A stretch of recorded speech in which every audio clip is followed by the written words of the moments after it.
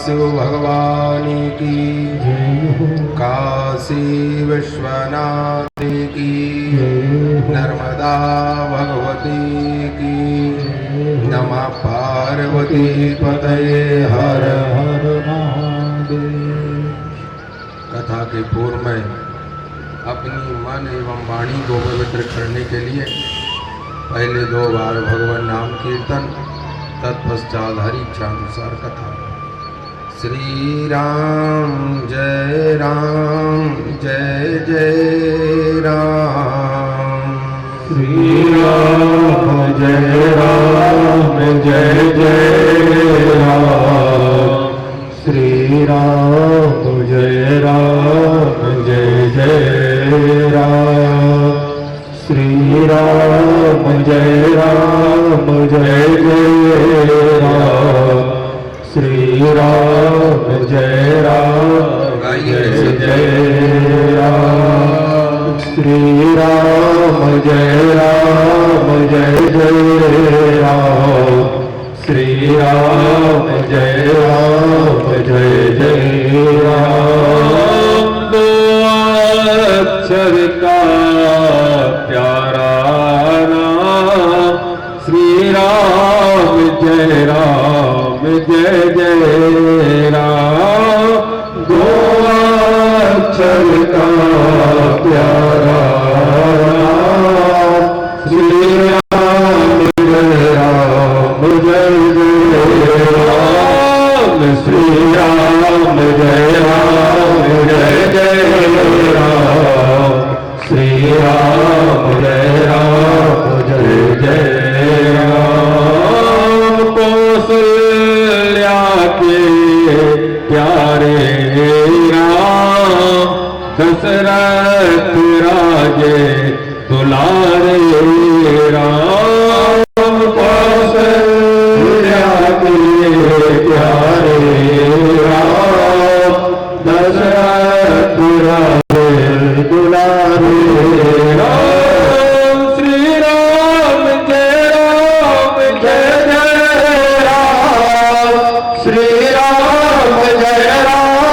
श्री राम जय राम,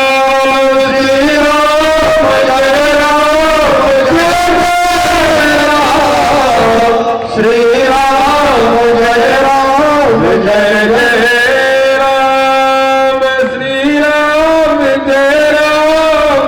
जय राम, श्री राम जय राम, श्री राम जय राम।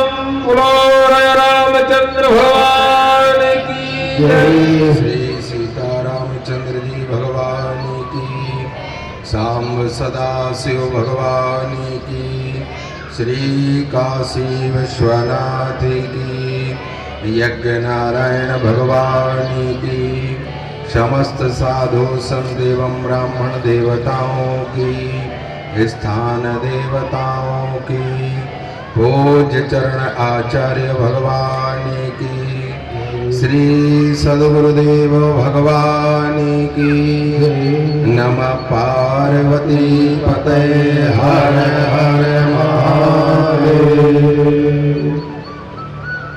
भगवान के साक्षात स्वरूप वो समस्त संत एवं ब्राह्मण देवताओं, भक्तिमती करुणामती माताओं एवं बहनों एवं भगवान की पावनी कथा में पधारे ऐसे भगवान के अनुरागी समस्त श्रोता सज्जनों, आज भगवान की कृपा से प्रथम दिवस की वेला का शुभारंभ होने जा रहा है। कल से भगवान की यज्ञ नारायण भगवान की पूजन और कल से शिव महापुराण का विस्तार। आज महात्म्य की कथा वैशाख मास में बैठ करके हम आप सभी लोग जन भगवान शशांक शेखर की कथा को श्रवण करने के लिए एकत्रित हुए। ये एक जन्म के पुण्य से प्राप्त नहीं है और ये बड़ी सुलभता से प्राप्त नहीं हुआ है। जीव मन में ये विचार करे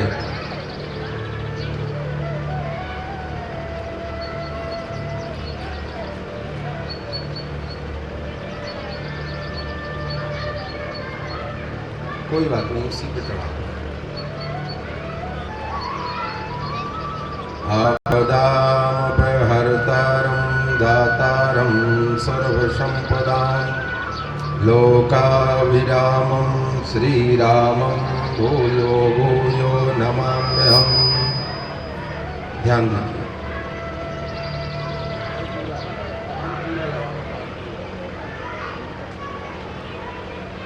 नमः शंभवाय च मयो भवाय च नमः शंकराय च मयस्कराय च नमः शिवाय च शिवतराय च।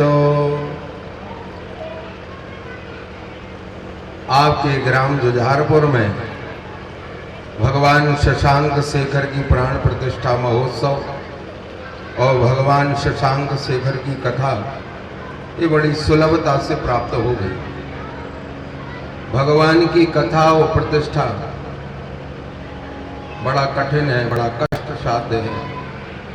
पता नहीं आपके कितने पूर्वजों का, कितनी पीढ़ियों का पुण्य रहा होगा, तब जाकर के आज हमको ये अवसर प्राप्त हुआ है।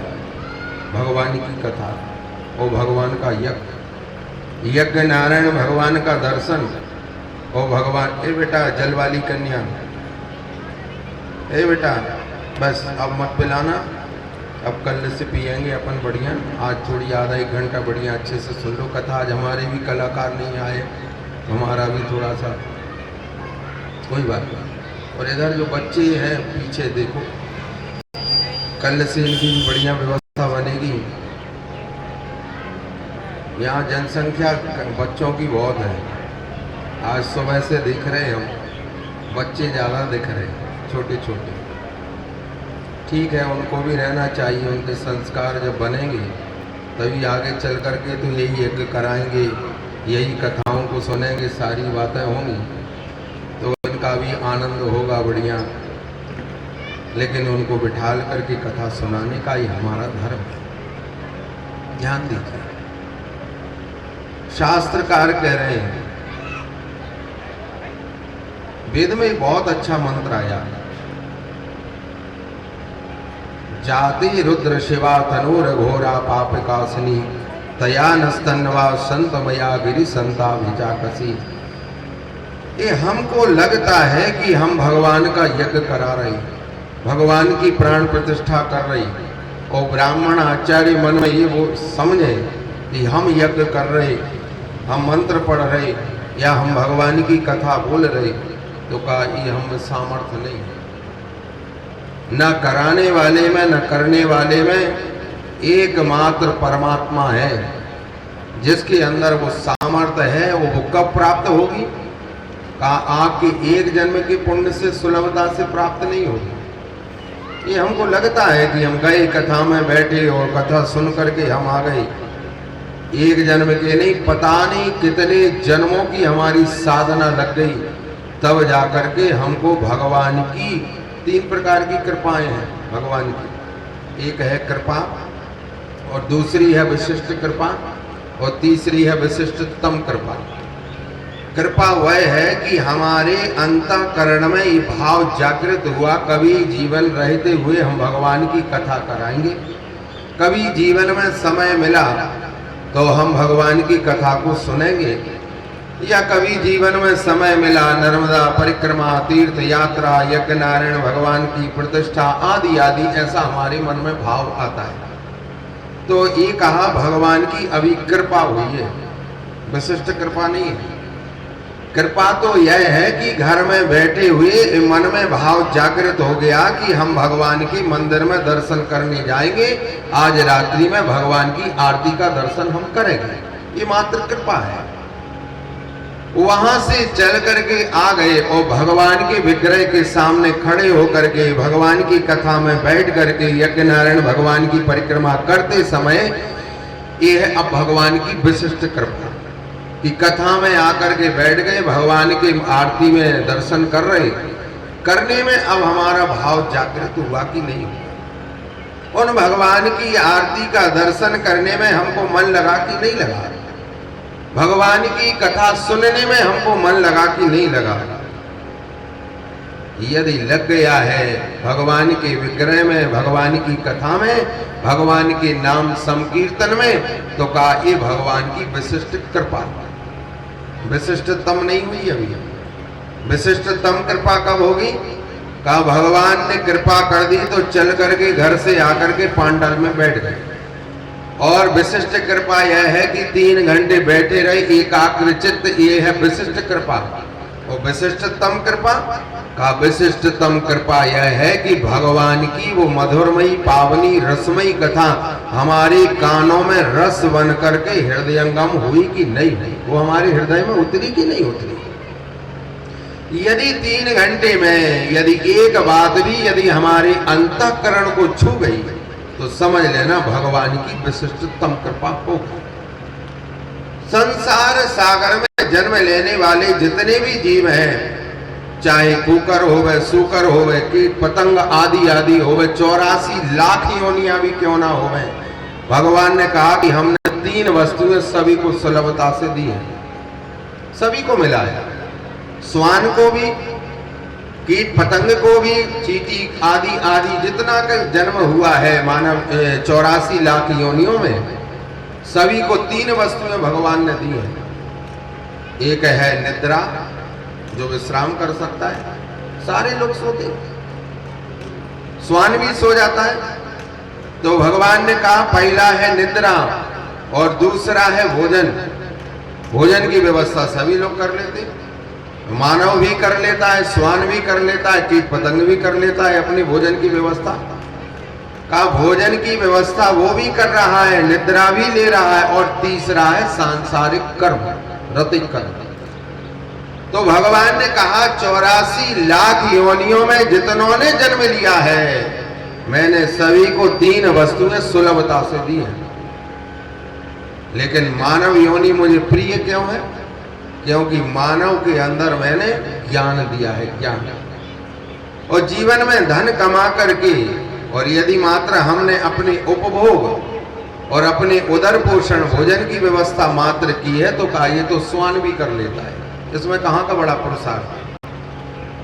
मानव योनि प्राप्त करके और ज्ञान के द्वारा हमने भगवत आराधना की कि नहीं की, और हमने भगवान के प्रति हमने भाव जागृत किया कि नहीं किया, वो भगवान की कथा को सुना कि नहीं सुना। यदि ये कर्म नहीं किए तो वो कह रहे जैसे नित्य मरने वाले जितने कीट पतंग श्वान हैं, जिनकी कोई गणना नहीं है, कभी कोई गणना होती है? कितने जीव मर जाते हैं रास्ते में चलने पर, वाहन के नीचे दबने पर, कितने जीव मर जाते हैं, लेकिन कभी कोई गणना है? तो कहा जैसे उनकी कोई गणना नहीं है, इसी प्रकार मानव योनि प्राप्त करके, और यदि हम भगवत शरणापन्न नहीं हुए, भगवान की कथा को नहीं सुना, भगवान का भजन नहीं किया, तो जैसे उनकी किसी प्रकार की कोई गणना नहीं है, इसी प्रकार मानव योनि प्राप्त करके भी कोई गणना हमको प्राप्त नहीं है। वो भगवान कह रहे हैं ईशावास्योपनिषद ग्रंथ में, उन्होंने कहा साधु पृष्ठम साधु वस्त्रै लोकहितकारकम गुरुम स्मृत्वा भवात् स्नेहाद् वक्षयेत अनुच्छदार्यम्। मानव योनि श्रेष्ठ कौन सी है? वही तो गोस्वामी तुलसीदास जी कह रहे हैं, बड़े भाग्य मानस तन पावा।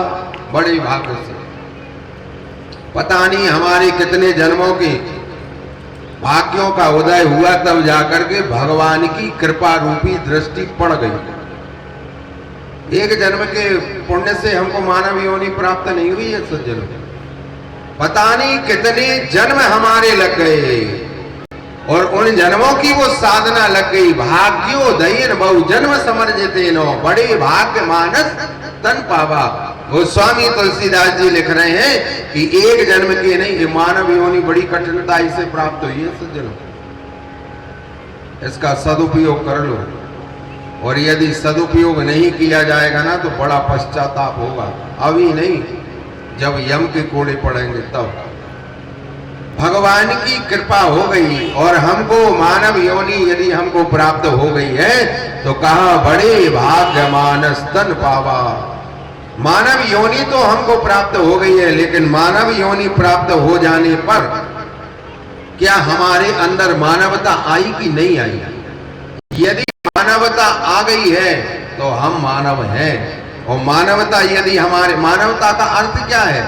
मानवता का अर्थ है माता पिता गुरु महात्मा संत भगवान भजन आदि आदि में यदि हमारी श्रद्धा हो गई है तो हम मानवता हमारे अंदर है। और यदि मानवता हमारे अंदर नहीं है तो का मात्र आप दो पैर के दिखाई देने वाले पशु हैं, पशु।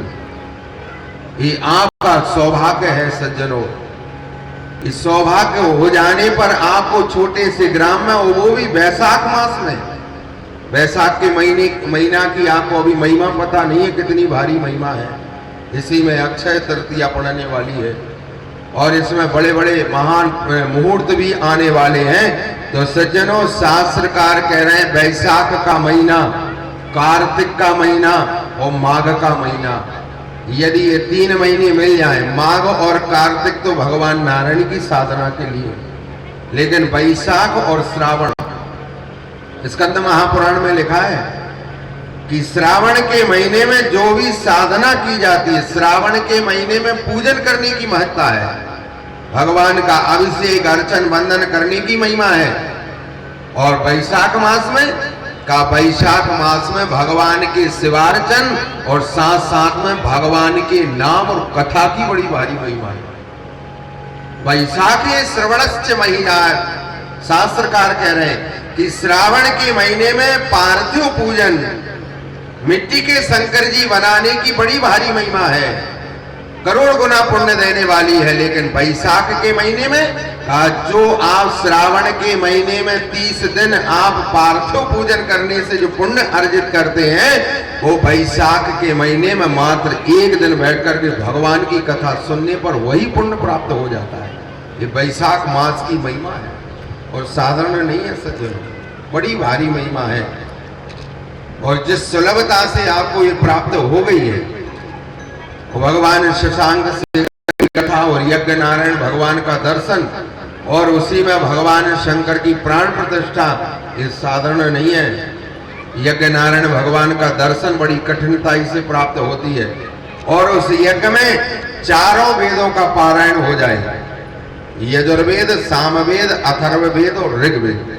यदि इन तीनों वेदों का यदि पारायण हो गया है तो समझ लेना सतयुग, द्वापर और त्रेता में जो वाजपेयी यज्ञ, अश्वमेध यज्ञ करने से जो पुण्य की प्राप्ति होती थी, वो कलयुग में मात्र यज्ञ के अंदर यदि वो 4 वेदों के 4 सूक्तों के यदि पारायण हो जाए, सतयुग, द्वापर, त्रेता में जो अश्वमेध यज्ञ करने से पुण्य प्राप्त होता है, वो कलयुग में मात्र ऐसी यज्ञ नारायण भगवान का दर्शन करने मात्र से पुण्य प्राप्त हो जाता है। ये आपका पुण्य है जिस कारण से बैठ करके आप वेद ध्वनि को सुन रहे हैं। प्रातः काल से होगा हमारे यज्ञ में, जहां पर भी हम यज्ञ कराते वहां पर 4 वेदों का हम पारायण कराते। क्यों?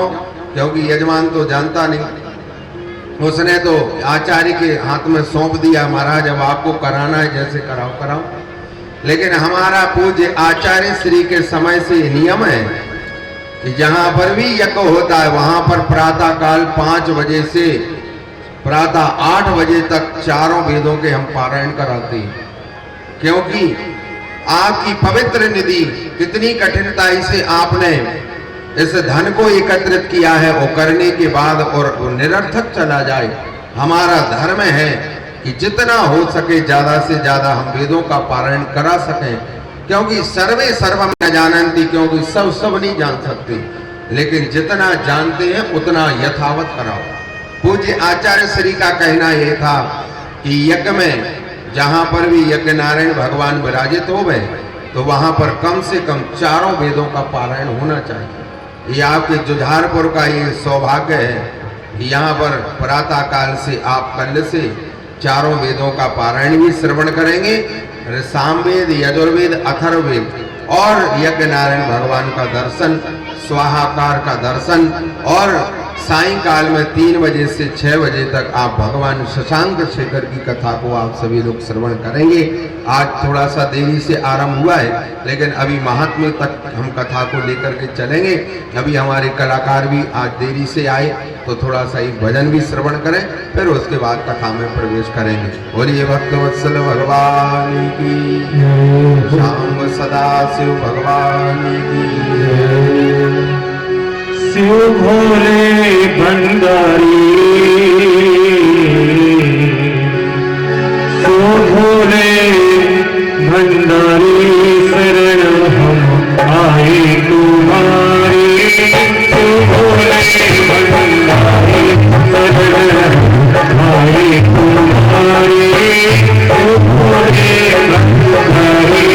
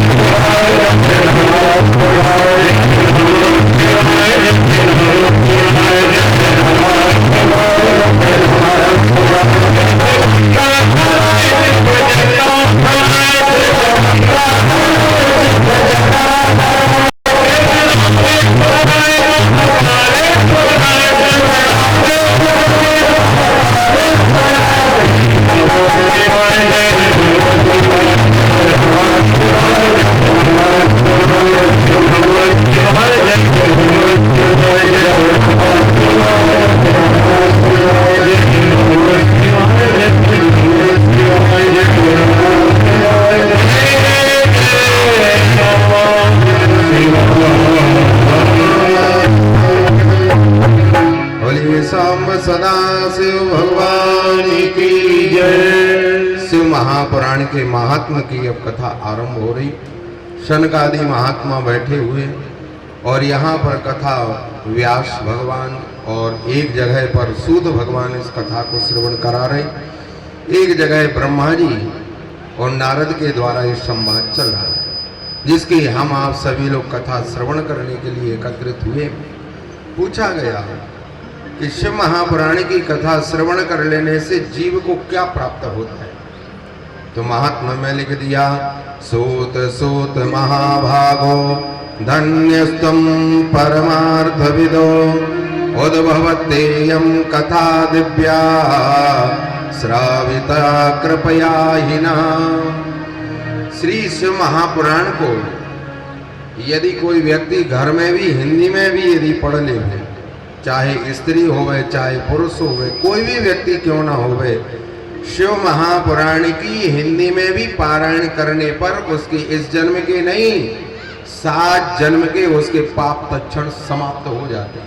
ये भगवान शशांक शेखर का ऐसा पावन ग्रंथ है, ऐसा पावन ग्रंथ है कि जिनकी पूजन करने से जो पुण्य प्राप्त हो गए, जिनकी कथा सुनने से जो प्राप्त हो गए, और कोई व्यक्ति यदि शिव शिव भी कहता हुआ चलता फिरता है तो भगवान शशांक शेखर कह रहे हैं कि जैसे मैं अपने प्रिय गणों से मैं जो प्रेम करता हूँ, जैसे मुझे अत्यधिक प्रिय स्थान लगने वाला वो वाराणसी पावन तीर्थ क्षेत्र है, और जैसे मैं नर्मदा में निवास करता हूँ नर्मदेश्वर के रूप में, इसी प्रकार से इस धरा के ऊपर जो शिव शिव कहता हुआ चलता है, जैसे मुझे वाराणसी प्रिय है, जैसे जलों में मुझे नर्मदा जी प्रिय है, और जैसे मेरे नाम का उच्चारण करने वाले वो महान जो भक्त हैं, महात्मा है, जो मुझे प्रिय है, इसी प्रकार कली काल में जो मेरा स्मरण, मेरी कथा और मेरा भजन जो करते हैं, उसी प्रकार से मुझे भी वो उतने प्रिय लगने लगते हैं। मैं गणों से ज्यादा प्रेम करने लगता हूँ।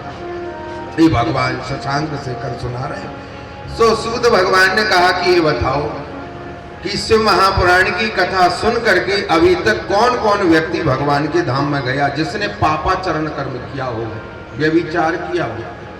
तो वो कथा सुना रहे हैं। उन्होंने कहा कि एक यज्ञदत्त नाम के ब्राह्मण थे, जिनके एकमात्र पुत्र था जिसका नाम था देवराज। जब वो बड़ा हो गया तो बड़ा हो जाने पर वो कुमार्ग पर चलने लगा।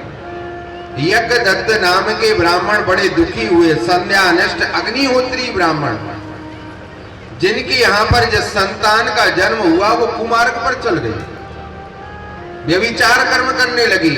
विवाह कर दिया था ब्राह्मण ने, बड़ी सुंदरी स्त्री के साथ में विवाह हुआ। लेकिन एक दिन ब्राह्मण बैठे बैठे मन में विचार करने लगे, पता नहीं मेरे कौन से जन्मों के पाप का उदय हो गया, जिस कारण से मेरे यहाँ पर पापी पुत्र का जन्म हो गया। और सज्जनों, ये एक विचारणीय विषय है कि पुण्यात्मा पिता के यहाँ पर पापी पुत्र का जन्म, और पापी पिता के यहाँ पर पुण्यात्मा पुत्र का जन्म। हिरण्यकश्यप कितना पाप कर्म करने वाला, भगवान को गाली देता था कि नहीं देता, लेकिन उनके यहाँ पर किसका जन्म हुआ? भक्त प्रहलाद का जन्म हो रहा है। और महान पुण्य कर्म करने वाले देवराज आदि आदि ऐसे ब्राह्मण हैं। आपने भागवत में सुना होगा आत्मदेव ब्राह्मण की कथा को, वो भी संध्यानिष्ठ अग्निहोत्री वैदज्ञ ब्राह्मण थे, लेकिन उनके यहाँ पर भी पापी पुत्र का जन्म। और यहाँ यज्ञदत्त नाम के जो ब्राह्मण संध्या करने वाले, यज्ञ करने वाले, नित्य शिवार्चन करने वाले, ऐसे ब्राह्मण के यहाँ पर पापी पुत्र का जन्म हो गया। बड़े दुखी हुए। और सज्जनों, संसार सागर में सबसे बड़ा दुख का कारण है संतान। जिनके है वो दुखी और जिनके नहीं है वो भी दुखी। चाहे वो पुण्य हो, पुण्यात्मा हो, पुत्र होवे, चाहे पापाचरण कर्म करने हो, ऐसे जिनके यहाँ पर संतान का और संसार सागर में आसक्ति ही दुख का कारण है। थोड़ी आवाज बढ़ाओ। यदि जिन्होंने इस आसक्ति का त्याग कर दिया है, इस मोह का जिन्होंने त्याग कर दिया है, वो भगवान के लिए प्रिय हो गया है। लेकिन इस संसार सागर में आसक्ति तो सभी को रहती।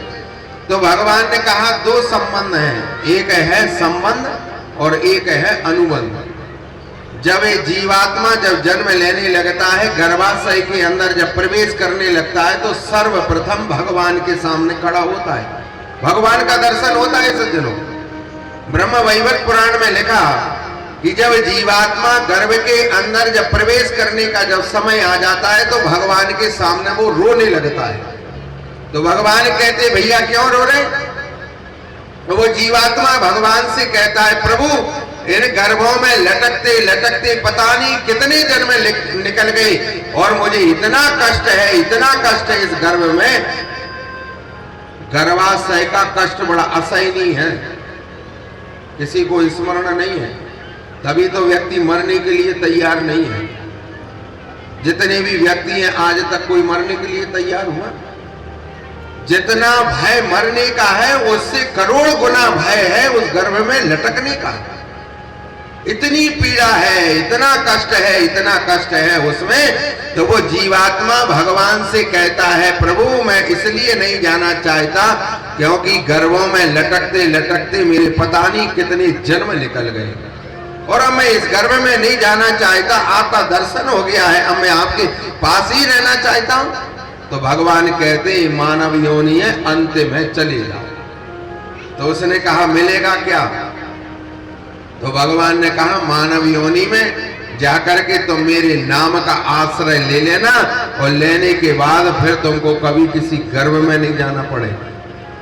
तो उसने कहा नहीं प्रभु, मैं अब आपकी बातों में पड़ने वाला नहीं।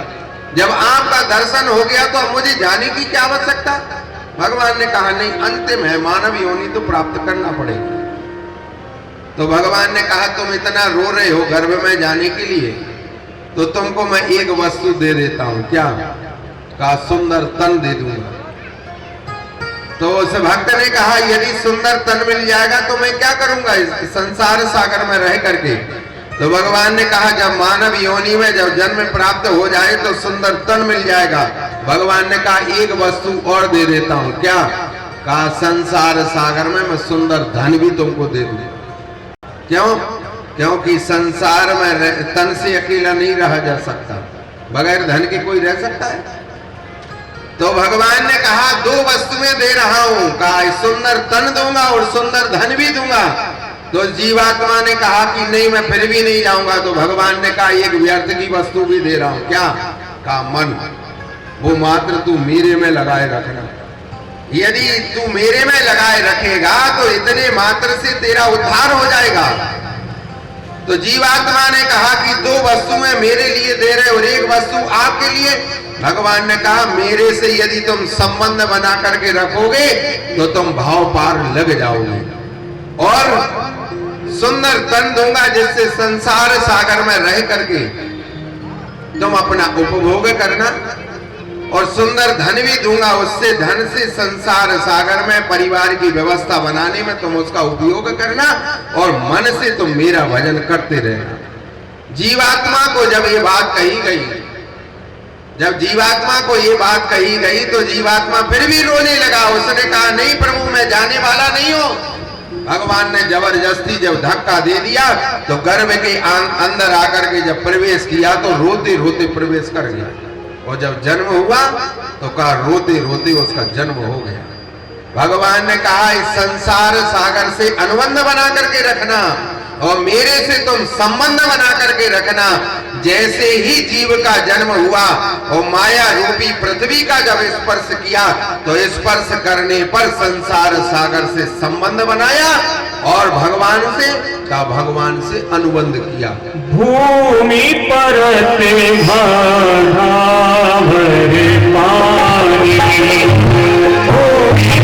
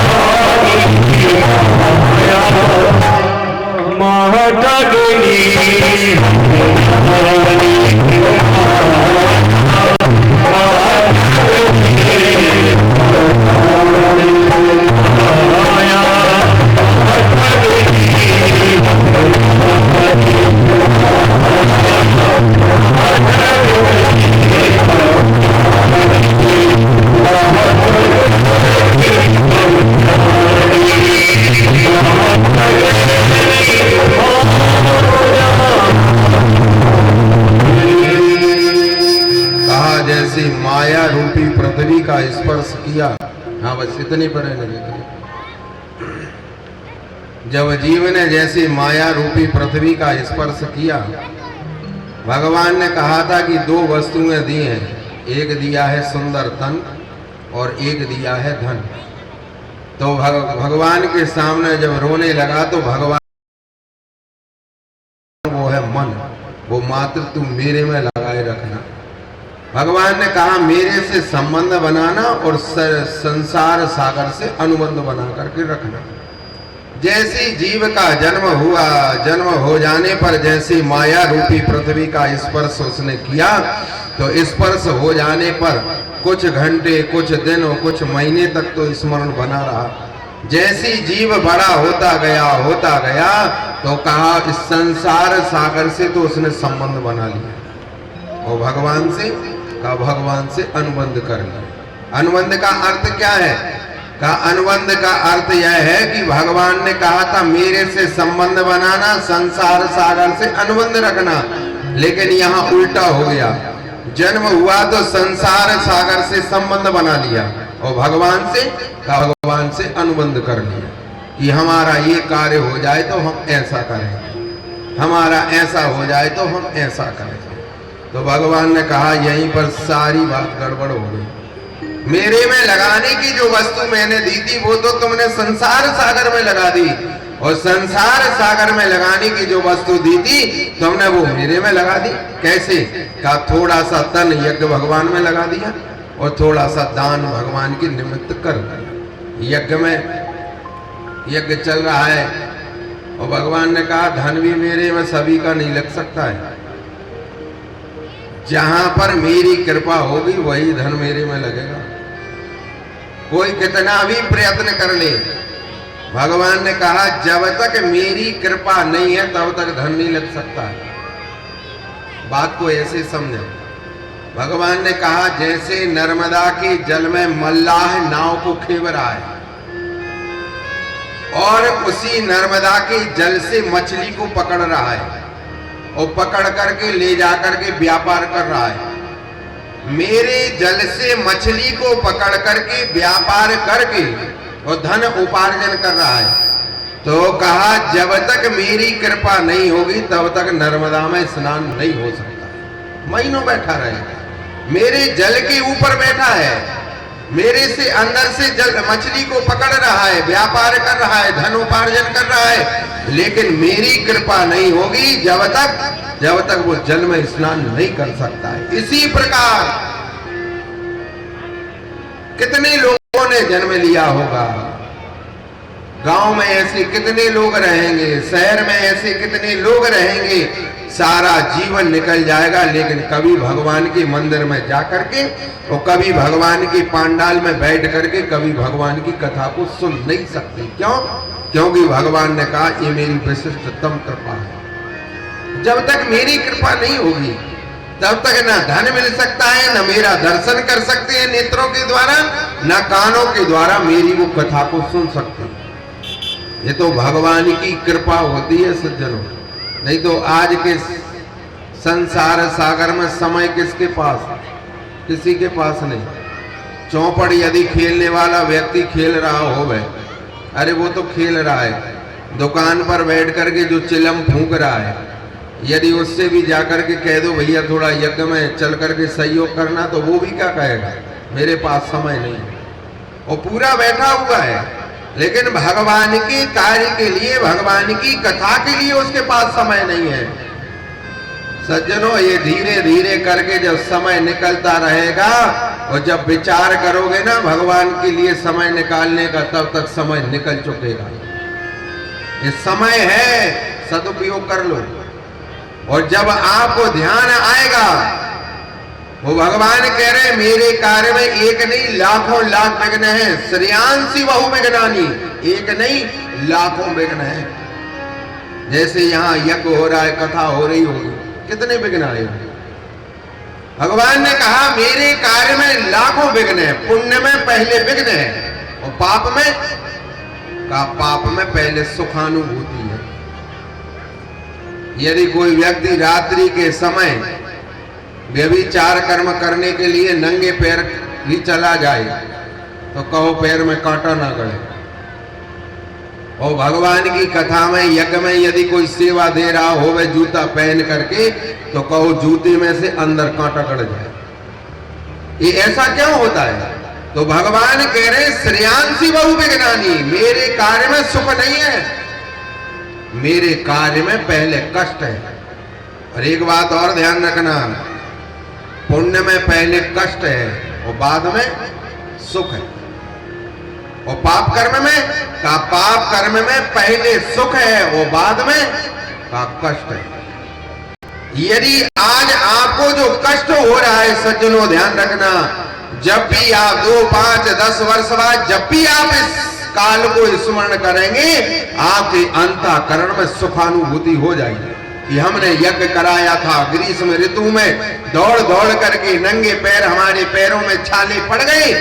लेकिन जब आज कष्ट हो रहा है, लेकिन जब भी आप सैया के ऊपर पड़े रह करके जब आप स्मरण करेंगे तो आपको सुखानुभूति हो जाएगी। और पाप कर्म, यदि आज आप पाप करेंगे तो पाप में पहले सुख है, आज सुख हो जाएगा। और लेकिन 2, 5, 10 वर्ष बाद जब आप स्मरण करेंगे तब का बड़ा भयंकर कष्ट अंतःकरण में होगा। और सज्जनों, हमारे द्वारा जो भी कर्म किया जाता है, चाहे पाप हो गए चाहे पुण्य हो गए, यहाँ देखो माइक वाले, इधर देखते रहो करो। पुण्य कर्म करने में सज्जनों एक बात ध्यान रखना, जब भी पुण्य की कोई भी क्रिया करने के लिए आप त्वरित होंगे, आगे होंगे, तो का आज आपको कष्ट होगा। 50 बातें आपको सुनना पड़ेंगी। कहो चलते चलते आप गिर जाओ, आपका पैर टूट जाए। भगवान के कार्य में पहुंच पाना बड़ा कठिन है। और पाप कर्म यदि हो रहा हो, पाप कर्म करने में आपको पहले सुख की प्राप्ति होगी और बाद में कभी 2, 5, 10 वर्ष बाद यदि स्मरण आएगा उस पाप का, सैया के ऊपर पड़े पड़े यदि आपको एक बार स्मरण आ जाएगा, शरीर आपकी एक एक रोया रोया कांप जाएगा। ये हमने जीवन में बड़े भयंकर पाप कर्म कर डाले। जब कुछ नहीं रहेगा आपके साथ में, आपके हाथ में, जब समय निकल जाएगा तब आपके हाथ में मात पश्चाताप रहेगा, इसके अलावा कुछ रहने वाला नहीं है। इसलिए शास्त्रकार कह रहे हैं सत्संगमम लभते ज्ञानम। भैया जितना समय मिल जाए उतने समय वो भगवान की ये कथा सहजता से प्राप्त नहीं होती।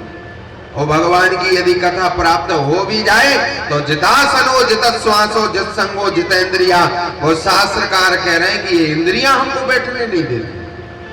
आप कथा में आकर के तो बैठ गए, लेकिन गर्मी लग रही है, कहीं प्यास लग रही है, यदि सारी व्यवस्थाएं यदि हो गई हैं तो कहा फिर हमारा मन कहीं खेत पर है, कहीं घर पर है, कहीं स्त्री में है, कहीं पुत्र में है, कहीं व्यापार में है। बैठे हुए तो दिखाई दे रहे हैं, लेकिन हमारा मन कहाँ है? मनो मनुष्याणाम मनो मन वृत्ति। वो शास्त्रकार कह रहे हैं हमारी मन की वृत्ति कहाँ है? ये मन ही है सज्जनों। मन यदि आपका स्थिर हो गया है तो हमारा भगवान से मिलन हो गया। मन में कौन बैठा है? हमारे मन में परमात्मा बैठे। एकाग्र चित्तता यदि हमारे अंदर आ गई है, चाहे पूजन करो, कितने लोग पूजा करते हैं भगवान का। कहा जाता है भैया भगवान का नाम लो, कहना सरल है, वो जो जप करे उससे पूछो। 108 की माला कर पाना भी बड़ा कठिन हो जाएगा।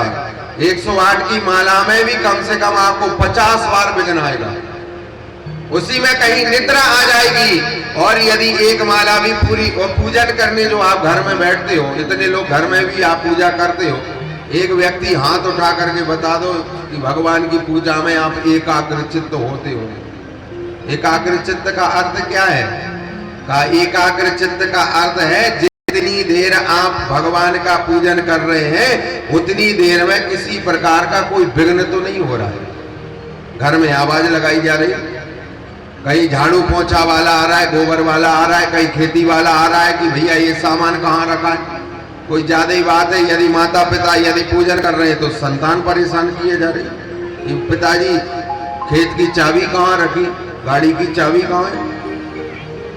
इतने समय हो गया हमको पूजा करते करते, ये बताओ एकाग्र चित्त कौन व्यक्ति करता है? कहा जाता है भगवान का नाम का आश्रय लो। ऐसे कितने व्यक्ति हैं जो एकाग्र चित्त भगवान की एक माला का जप, अरे राम कहना भी बड़ा कष्ट साध है, साधारण नहीं है राम जी का नाम।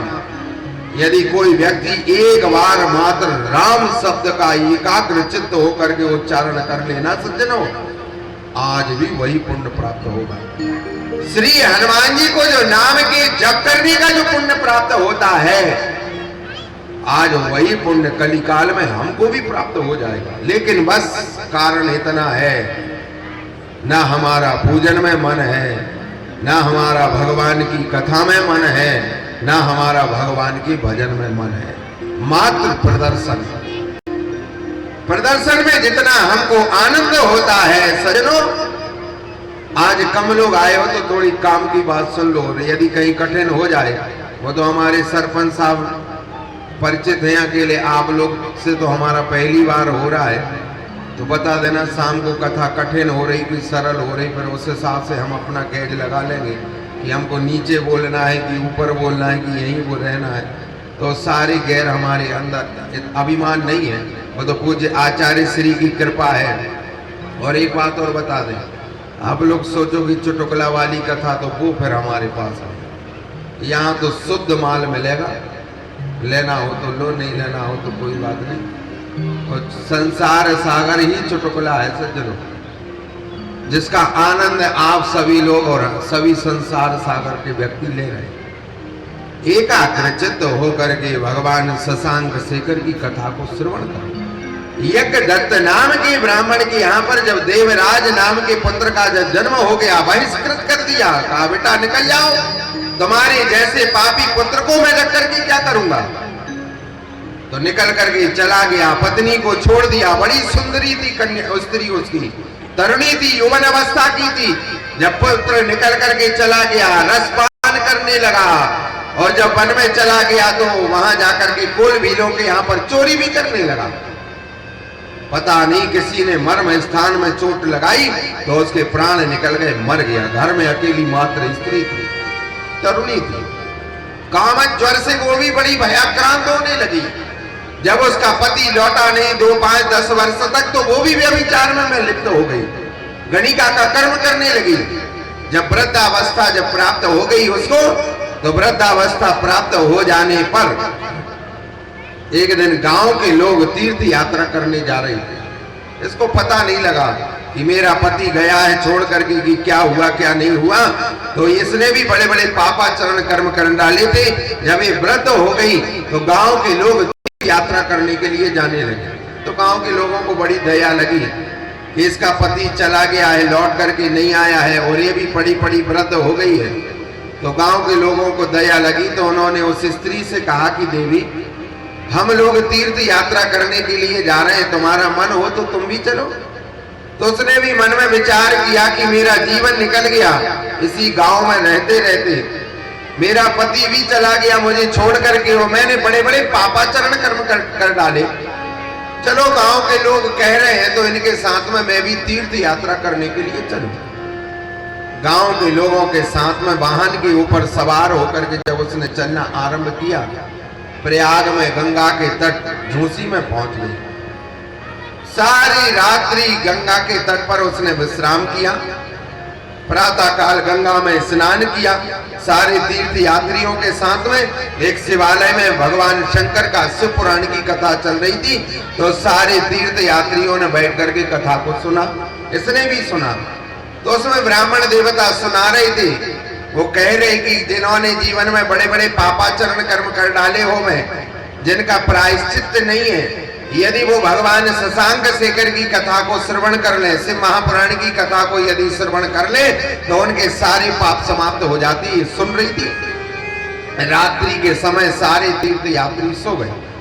ये चुपचाप से गई और जाकर के ब्राह्मण से कहा कि ब्राह्मण देवता, आप कथा में सुना रहे थे कि जीवन में बड़े बड़े पापाचरण यदि हो जाए तो वो शिव पुराण की कथा श्रवण कर लेने से उसके सारे पाप समाप्त हो जाते। तो ब्राह्मण ने कहा कि हाँ देवी, ऐसा ही हो जाता है। तो उस स्त्री ने कहा कि मैं शिव पुराण की कथा को सुनना चाहती। तो ब्राह्मण ने कहा ठीक है सुन लो। तो प्रातः काल हुआ, सारे तीर्थ यात्री उठे और गंगा में स्नान करके अन्यत्र तीर्थ यात्रा करने के लिए तैयार हुए, जाने के लिए। तो इस स्त्री से कहा कि देवी तुम भी हमारे साथ में चलो। तो इस स्त्री ने कहा कि मुझे शरीर में रोग हो गया है, क्या जो ज्वर आ गया है। तो इस स्त्री ने कहा कि आप लोग अन्यत्र तीर्थ यात्रा करने के लिए चले जाओ, और जब लौट करके आओगे तो हमारे साथ में मैं यहाँ से अपने गांव की ओर चल दूंगी, लेकिन जब तक तुम तीर्थ यात्रा करोगे तब तक मैं इसी शिवालय में रह करके मैं अपने शरीर के रोग को मैं शांत करूंगी। लोगों से तो ये बात कही, लेकिन इसके मन में ये भाव था कि इसी मंदिर में बैठ करके मैं ब्राह्मण देवता से शिव महापुराण की कथा को मैं सुनूंगी।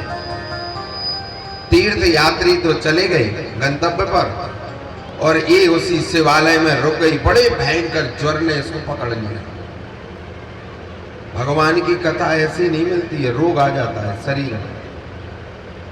जब शिवालय में पड़ी रही, बड़े भयंकर ज्वर ने जब पकड़ लिया तो पड़े पड़े लेट करके कथा को सुने। बड़ी भयंकर रोग ने पकड़ा, ज्वर उतरा ही नहीं। 1 दिन हुआ, 2 दिन हुआ, 4 दिन हुआ, 8 दिन हो गया, लेकिन इसको बड़े भयंकर, इसने धीरे धीरे करके अन्न का त्याग कर दिया, जल का भी त्याग कर दिया। इसने 11 दिन तक शिव महापुराण की कथा को सुना, और सुनने के बाद उसी शिवालय में इसके प्राण निकल गए ज्वर के कारण, बुखार के कारण। उसी शिवालय में मर गई। तो ब्राह्मण ने मन में विचार किया कि भगवान शशांक शेखर की कथा को सुन करके मर गई, तो इसके तीर्थ यात्री सहयोगी पता नहीं कहां चले गए। तो ब्राह्मण देवता गंगा के तट पर लेकर के गए, वहां पर जाकर के अंत्येष्टि कर्म संस्कार कर। अब मर करके कहां पहुंची? अब भगवान शशांक शेखर के धाम में। जब भगवान शंकर के धाम में जब पहुंच गई तो भगवान शंकर का दर्शन हो गया। भगवान शंकर के सामने खड़ी है। कदाचित दैव योगेन प्रतिष्ठानाम उपासका शिवालयम दर्दशासौ तत्र साधो जनाव्रतम। भगवान शंकर के सामने ले जाकर के जब गणों ने खड़ा किया, आज पहली बार भगवान के सौंदर्य रूप का दर्शन किया तो नेत्र में झरझर अश्रु की धारा निकलने लगी। इस स्त्री ने कहा कि हे प्रभु महादेव, मैंने जीवन में बड़े बड़े पापाचरण कर्म कर डाले, लेकिन मुझे ये पता नहीं था कि आपकी कथा सुनने का फल ये है कि मरने के बाद सीधी की सीधी मैं आपके धाम में आ गई। भगवान शंकर ने कहा कि तुम बड़ी पुण्यात्मा हो, तुमको मैं आज से मैं पार्वती की मैं विशिष्ट दासी बना करके मैं रखती हूँ। यहाँ पर भगवान शंकर ने पार्वती की सेवा में लगा दिया। कई वर्ष तक उसने पार्वती की सेवा की, विशिष्ट गण बना दिया। एक दिन इसी ने कहा, जिसका नाम है चंचूला, इसने एक दिन पार्वती से कहा कि देवी, पता नहीं वो भगवान की कृपा हो गई जिस कारण से मैंने शिव महापुराण को सुना और गंगा के तट पर मैं मरी, और कथा सुनने पर मैं भगवान शंकर के धाम में आ गई, और भगवान के धाम में आने पर मैं आपकी विशिष्ट दासी बन गई। तो पार्वती ने कहा, बात क्या है, क्या पूछना चाहती? तो उस दासी ने कहा कि एकमात्र प्रार्थना है, क्या? ये बता दो कि तरुण अवस्था में मेरा जो पति मुझे छोड़ करके चला गया था, वो मेरा पति कहाँ है? तो आज पार्वती ने कहा, शिवरूपम छुतज्ञेयम। आज पार्वती ने कहा कि तुमने मेरी जो सेवा की है उस सेवा से मैं प्रसन्न होकर के, और तुमने जो प्रश्न किया है, तुम अपने पति का परिचय पूछना चाहती हो? तो उस स्त्री ने कहा कि हाँ, मैं अपने पति को जानना चाहती हूँ कि मेरा पति कहाँ है। पार्वती ने कहा कि तेरा पति व्यभिचार करते करते वन में एक रात ने उसके मर्म स्थान में जब मारा तो मर्म स्थान में चोट लग जाने से उसके प्राण निकल गए, और सियारों ने उसका मांस लौच लौच करके खाया, और उसकी हड्डियां अभी भी उसी वन में पड़ी हुई है। तो सुन करके बड़ी दुख हुआ उसको। आज उस स्त्री ने कहा कि मेरा पति मर गया, और जिसके मर जाने पर सियारों ने उसका मांस लौच लौच करके खाया, वो वन में भी अस्थियां अभी भी पड़ी है। तो स्त्री ने पूछा, मरने के बाद वो कौन से धाम में गया, कौन से नरक में गया? पार्वती जी ने कहा, ना वो नरक में गया ना धाम में गया। कहाँ गया? कहा वो बड़ा भयंकर ब्रह्म राक्षस बन गया, एक पर्वत के ऊपर पड़ा हुआ है। तो स्त्री ने कहा कि देवी यदि मेरी सेवा से यदि कोई भी यदि आपके अंतःकरण में प्रसन्नता हुई होगी तो मैं ये चाहती हूँ कि मेरे पति का उद्धार हो जाए। मार्ग बताओ, उद्धार का मार्ग क्या है? तो पार्वती जी ने कहा एकमात्र मार्ग है क्या? यदि प्रेत योनि में भी यदि तेरा पति शिव महापुराण की कथा को सुन ले तो सुन ले पर वो भगवान शशांक शेखर के धाम में आ जाएगा। तो स्त्री ने कहा कि देवी यदि कृपा हो जाए तो मेरे पति को शिव महापुराण की कथा को सुनाया जाए। तो पार्वती ने अपने एक विशिष्ट गण को बुलाया जिसका नाम है तुम्बुर। तुम्बुर से कहा कि जाओ जाकर के पर्वत के ऊपर इसका पति पड़ा हुआ है और इसके पति को शिव महापुराण की कथा को सुनाओ, क्योंकि इसकी सेवा से मैं बड़ी प्रसन्न चित्त हूं। तो उस स्त्री को साथ में लिया तुम्बुर ने और लेकर के उसी पर्वत के ऊपर आए, भागने लगा, यहां वहां जाने लगा। भगवान की कथा नहीं सुन पा रहा था। आपने भागवत में सुना होगा, ये धुंधुकारी भी भागने लगा था तो एक बांस के छिद्र में आकर के बैठ गया। बैठा नहीं है, अरे आदित्य भगवान ने पकड़ करके उसको छिद्र में बिठाला, नहीं तो वायु भगा देती है। अब आजकल लोग कहते महाराज अब तो भूत बचे ही नहीं होंगे, इतनी कथाएं हो रही, माइक लगे जहां वहां, जहां भगवान की कथा होती वहां से भूत भाग जाते। भगवान की जैसे हनुमान जी का पता किसको होता है? हमको पता नहीं होता है हनुमान जी आज कहाँ है, भूत को पता होता है। जैसे चोरी करने वाले चोर को पता रहता है आज पुलिस कहाँ है, हमको पता नहीं रहता है आज पुलिस कहाँ होगी, लेकिन चोरी करने वाले उस चोर को पता रहता है कि आज पुलिस विभाग कहाँ है। इसी प्रकार भूतों को पता रहता है कि आज हनुमान जी कौन सी दिशा में भ्रमण करने गए हैं, तो का वो भूत पता रखते हैं। इसी प्रकार से जहां पर भगवान की पावनी कथा का रसास्वादन होता है वहां से भूत प्रेत गण सारे के सारे भाग जाते हैं, क्योंकि भगवान की कथा वो श्रवण नहीं कर सकते। क्यों? क्योंकि ये मोक्षदायिनी है। वायु देवता उनको भगा करके लेकर के चले जाते हैं। जब वो चले जाते हैं यहाँ तुम्बुर नाम का गण और वो इस चंचुला नाम की स्त्री जैसी आए आकर के ऊपर बैठी तो भागने लगा। जैसी भगवान की कथा सुनानी आरंभ की, कह रहे हैं वो तुम्बुरगण भगवान कह रहे हैं जन्मांतरे भवे पुण्यम महद्यस्य सुधीमता तस्य प्रीतिर्भवत् तत्रो महाभाग्यवतो मुनि। जब भागने लगा तो स्त्री ने कहा कि मेरा पति तो भाग रहा है बड़ी भयंकर योनि में। तो तुम्बुर ने उसको रस्सी से बांधा और इस वृक्ष से बांध करके रखा। 11 दिन तक उसको शिव महापुराण की कथा को सुनाया और कथा सुनने के बाद दिव्य रूप में प्रकट होकर के सामने आ गया। आज स्त्री के सामने हाथ जोड़ करके प्रार्थना करने लगा। क्या कह रहा है?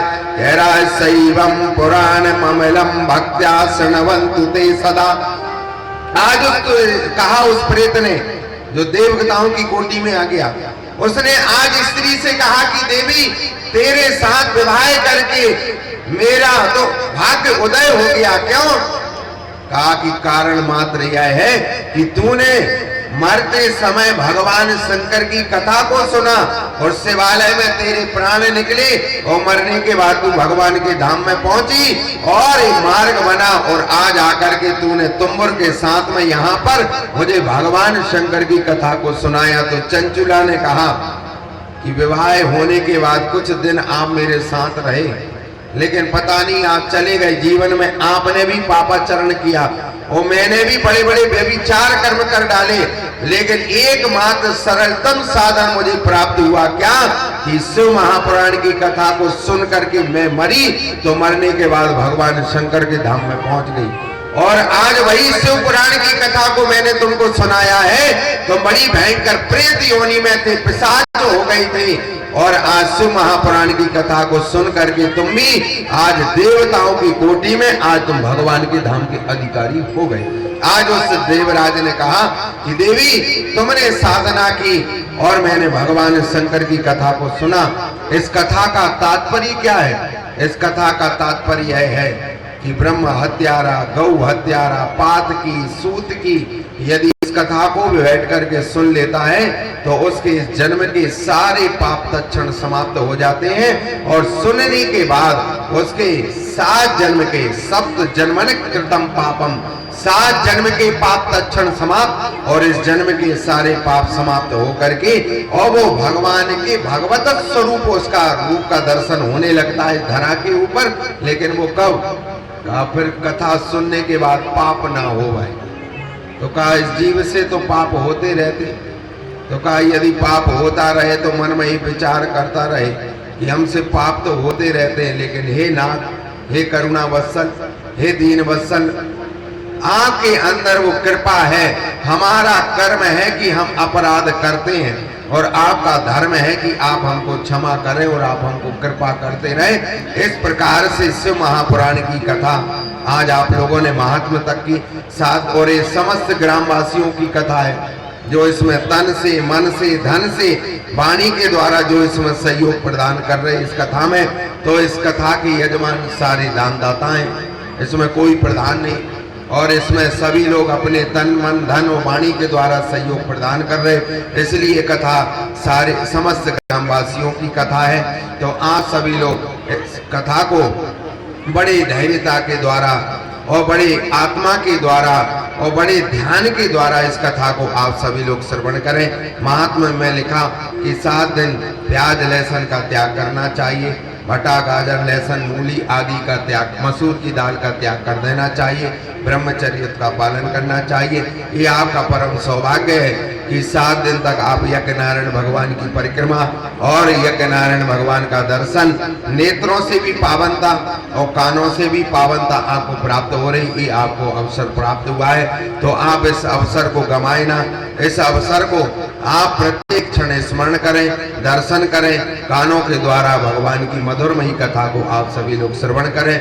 आज देरी से कथा आरंभ हुई, लेकिन कल ठीक समय से कथा 3 बजे से 6 बजे तक ये कथा चलेगी। तो आज सभी लोग 3 बजे से पधार करके इस कथा को 6 बजे तक श्रवण करें। अभी यहाँ कीर्तन होगा, आरती होगी, फिर उसके बाद यज्ञ नारायण भगवान की संक्षिप्त वेदोक्त मंत्रों के द्वारा आरती होगी। तो वहां पर भी यज्ञ नारायण भगवान की आरती का दर्शन और यज्ञ नारायण भगवान की परिक्रमा, 4 परिक्रमा तो यज्ञ भगवान की करना चाहिए और फिर ज्यादा से ज्यादा जितनी हो जाए, लेकिन फिर भी 4 परिक्रमा करके और प्रसाद लेकर के आप सभी लोग प्रस्थान करेंगे। आज यहीं तक कथा को विश्राम, कल से समय सीमा में कथा आरंभ। बोलिए भक्त वत्सल भगवान की जय, शाम सदा शिव भगवान की जय, काशी विश्वनाथ की जय, नमः पार्वती पते, हर हर महादेव। जय श्री राम कथा, जय श्री राम कथा, जय श्री राम कथा, जय श्री राम कथा, जय श्री राम कथा, जय श्री राम कथा, जय श्री राम कथा, जय श्री राम।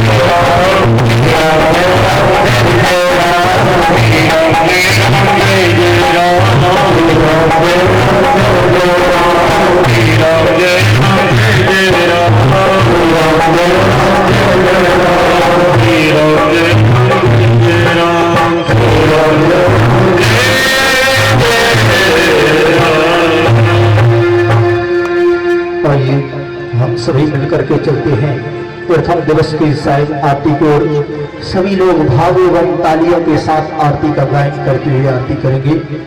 ओम ज्वालामालिन्ये नमः, रत्नेश्वर्यै नमः, सर्वोपचारादि गन्धाक्षरपुष्पाणि समर्पयामि। ओम चंद्रमा मनसो जातचक्षुः सूर्योदयायतो सूत्रद्वयस्य मुखादनिरजाय। श्री शिव पुराण की आरती सब कीजिए, शिव चरणों में ध्यान अपना दीजिए। पुराण की आरती सब कीजिए, शिव चरणों में ध्यान अपना दीजिए। पुराण की आरती सब कीजिए, शिव चरणों में ध्यान अपना दीजिए।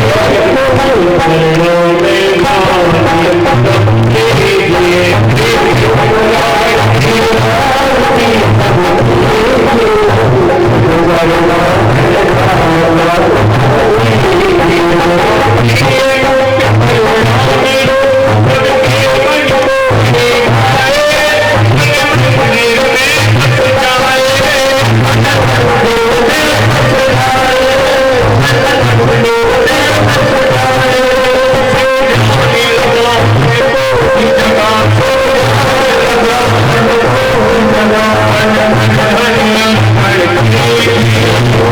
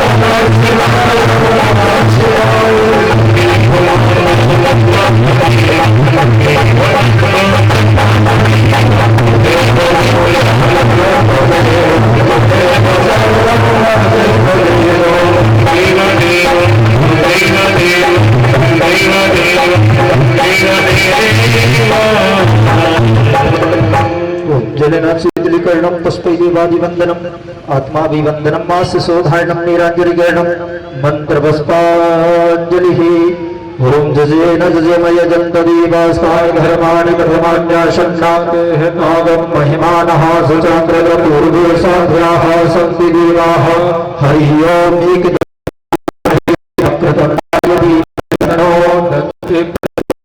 हरि ओं तत्पुरुषाय विद्महे महादेवाय धीमहि तन्नो रुद्रः प्रचोदयात् श्रीवन्तिका भगवचम्पकपाटलग्ने पन्नागजादिको वीररसाय पुष्पैकलवप्रवाह तुलसीदलमञ्जरीभिस्तां पूजयामि शिवशङ्करणे प्रसीदो नानासुगन्धपुष्पाणि यथा कालो भवानि च पुष्पाञ्जलिर्मया दत्तो गृहाण परमेश्वरः ॐ शाम्भयो सपरिवाराय सौधाय सशक्तिकाय सवायनाय सर्वव्यापार देवताभ्यो नमः श्री श्याम सदा देवताः चरणारविन्दे सुगन्ध पुष्पाञ्जलिं समर्पयामि। बोलिए भूत भावन भोलेनाथ की जय, श्री शिव महापुराण की जय, श्री सीताराम जी महाराज की जय, राधा कृष्ण भगवान की जय, हनुमान जी महाराज की जय, दुर्गा मैया की जय, राम पूज्याचार्य भगवान की जय, राम पूज्य भगवान की जय, जय जय श्री राधे कृष्ण। और आप सभी लाभान्वित हो रहे हैं जो कि विकल्प पावन राशि पधारे कर्मनिष्ठ धर्मनिष्ठ संध्यानिष्ठ ब्राह्मण कुलभूषण अष्टादश पुराण प्रवक्ता ज्योतिष के मर्मज्ञ विद्वान ऐसे परम पूज्य गुरुदेव के द्वारा आप सभी लाभान्वित हो रहे हैं। और हमारे परम पूज्य गुरुदेव के अनेक पुराण आप यूट्यूब के माध्यम से श्रवण करना चाहते हैं। आपके ज्ञान की यह कथा यूट्यूब के माध्यम से आप श्रवण करना चाहते हैं तो हमारा यूट्यूब चैनल है श्री वेदाचार्य जी महाराज। और आप हमारे परम पूज्य गुरुदेव से फेसबुक के माध्यम से जोड़ना चाहते हैं तो हमारा फेसबुक पेज है श्री वेदाचार्य जी महाराज। और आए हुए सभी सम्मानीय अतिथियों का इस ज्ञान वासियों की ओर से हार्दिक वंदन है, अभिनंदन है। और आप सभी से निवेदन है आरती एवं प्रसाद लेकर ही जाएं। जय श्री राधे, जय श्री श्याम। सीताराम राम राम सीताराम राम राम सीताराम राम राम सीताराम राम राम सीताराम राम राम सीताराम राम राम सीताराम राम